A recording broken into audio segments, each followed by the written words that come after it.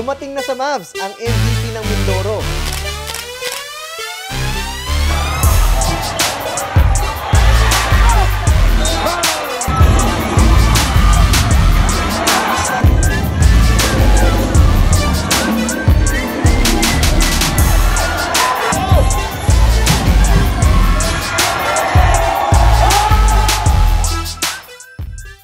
Yes guys, andito na ang MVP ng Mindoro. So dumating nga ito siya nung kagabi. Hey guys, may bagong dating.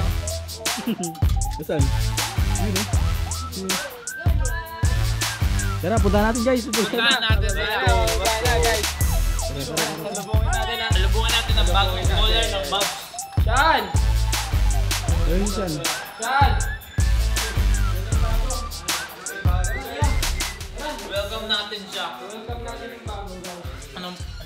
Joe na daro! Let's go! Let's go! Sino yan? Taga Mindoro. Yeah, taga Mindoro. Nagka-Mindoro pa siya. Tara, welcome natin siya. Oy, andyan na, par. Tara. Bago tayong housemate. Ako, mukha akong bago pero... Bagong naluluma.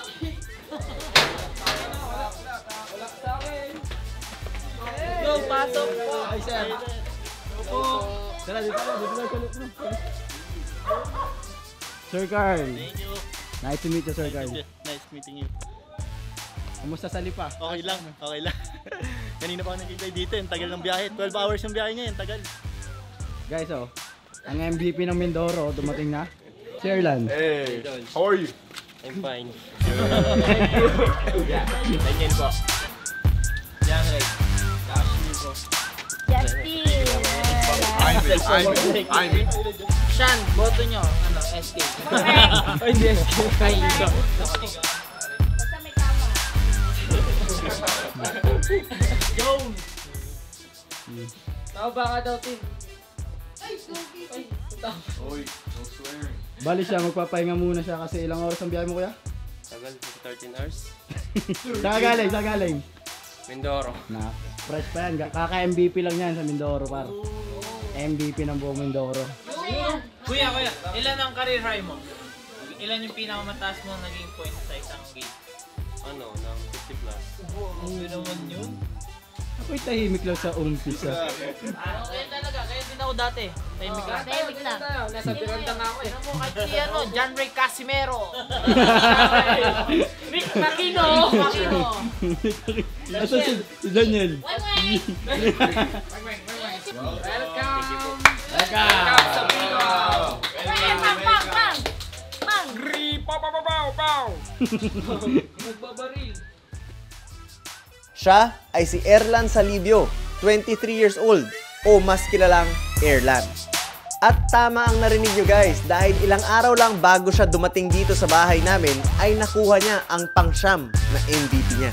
Kagaya ni Kiling na may kondisyon ay masasabi ko rin kakaiba to. Bakit? Dahil para sa isang MVP at magaling na player, bakit ka pa kailangan mag-ensayo? Usually ganyan ang mindset ng mga magagaling na players.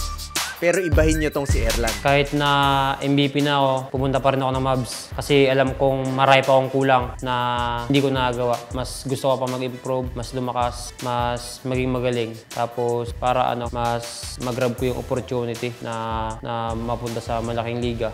Ganun. Kaya mas gusto ko mag-practice dito upang mas maging matibay at maging kondisyon.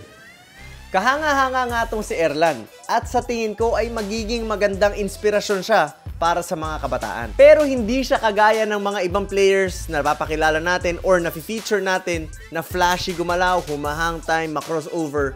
Dahil itong si Erlan ay sobrang basic lang maglaro pero sobrang effective.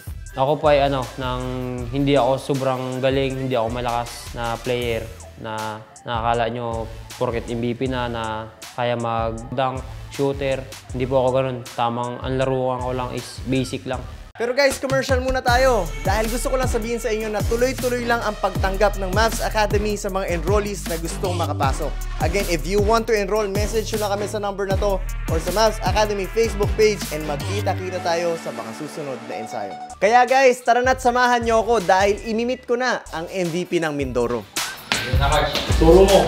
Dito. Dito, coach. Tatago. Walang papalag, ha? Walang papalag. Ay, ako mo matigas, ha? Ang matigas talaga. Sorry, Chip. Sir, sorry po. Ano? Sabi ko sa inyo. Nasa yung bago dito. Ito ba yun? Ito yun yung coach. Matigas na. Galing ka ba ng Mindoro? Opo. Balita ko bago ako magpunta dito, nag-MVP ka muna doon. Opo. Kinuha niya muna yung trophy. Kinuha niya muna yung MVP, tsaka yung mythical bike. Grabe naman. Hila. Ano pangalan mo ulit? Erlan sa review ko. Erlan. Oh, laging may air eh, di ba? Nice to meet you. Hindi yan, kasama natin si Erlan. Tapos excited ako Excited ba kayo makita paano siya maglaro? Kami naman yung datingan niya, coach. Pero bakit Erlan? Bakit Erlan? Hindi ko po alam, yun po yung tawag sa akin. Pero nung napanood siya maglaro, sa totoo lang, basic lang, simple lang. Piso-piso, sure ball. Ganon ko siya nakita. Ayan, so guys, sobrang excited ako makita kung paano maglaro ang MVP ng Mindoro. And sa mga taga Mindoro dyan, na nakakilala kay Erlan, nandito na siya sa Mavs ngayon. Kaya supportahan niyo siya guys habang nandito siya. Ayan, supportahan natin si Erlan. Guys, nag-MVP to sa mga hindi nakakaalam bago pumunta dito. Kailan ka? Kailan yung last game mo? Nung Martes po, ng November... Martes is Tuesday, di ba? Ah, last week lang. Actually, dapat, mas maaga pa siya dito. Last week pa siya nandito eh. Eh di press na pressure mo pagiging champion Sana pala, dinala mo yung trophy mo, no? Hindi mo dinala? Hindi po. Sayang, mythical 5 din. Opo. Ilang beses ka na nag-MVP doon? Sa amin po is nasa 8. Siyam na po ata. Siyam! 9-time MVP ng Mindoro. Eh, hindi po yung coach, yung ngayon lang po ang Intertown o MVP. Yung parang... Pero kahit na. No, Sigurado matunog ang pangalan nito sa buong Mindoro. Kaya buong Mindoro, sa mga susunod na videos natin, tumutok na kayo. So, ayun na nga guys, nakilala na natin si Erlan. And sobrang nakakatuwang isipin na kahit magaling na siya, ay uhaw pa rin siya sa improvement. Bukas naman ay abangan nyo guys ang unang laro nitong si Erlan. At dito ay pinakita niya kung gaano siya ka-effective at ang lakas ng pangangatawan niya.